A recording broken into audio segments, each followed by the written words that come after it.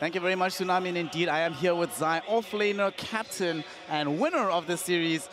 You did not expect, I didn't expect you guys to win that game. How did you feel about it being in the game itself? When you're like 17K net worth behind, at what point were you like, oh wow, this game is actually winnable? I mean, I was pretty, I'm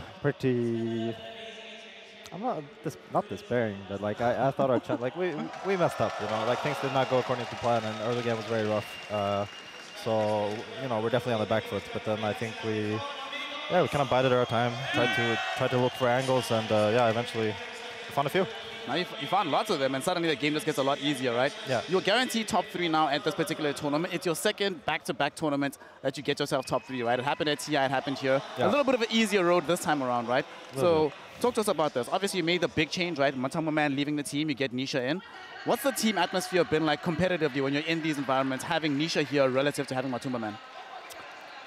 I mean, I would say Matu was very much the driving force of our team last year or last season, and I think that's maybe a role that I've stepped into a little bit more, trying to, you know, form the core ideas and kind of, you know, the way we want to play and try to like push that forward. And I think Nisha's kind of just more, we let him do his thing, you know. Sometimes it works out well, usually it works out well. This game it was like a little bit rough on the start, but then he got into it as well.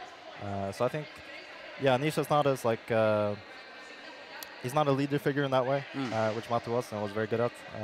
But he's, I don't know, he's better than Matu. Fuck Matu. He's on the boat, so you can't hear you say that. You know, it's fine. Actually, now that you mention it, and you did step into more of that leadership role, how did that end up shaking out? Was it an active discussion you had amongst the entire team and say who's going to be best at taking over the role of Matuma Man? Or did you just look at the lay of the land and say, you know what, I'm the one that's going to take the reins right now. The rest of y'all be damned. I mean, I think William definitely pushed for it a little bit. And I think for me as well, I was kind of keen on it. So I knew that, like, you know, swapping Nisha for Matu, there was going to be a bit of, like, we're going to lack a little bit of that.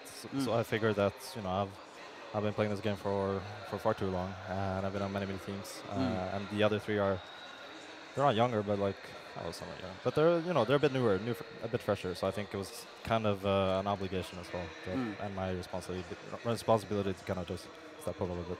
I mean, actually speaking of that, right, you played with some of the best captains in the world. You were in that PPD squad, you played with Puppy, you won a lot of tournaments with them. But the entire time, you've had a very successful career, but you've always managed to stay humble, right? And you've stayed just sort of relatively low-key, right? How do you do that? Is it something that you actively think about, making sure you don't let all the success get to your head? I mean, success is it's a fleeting thing, you know?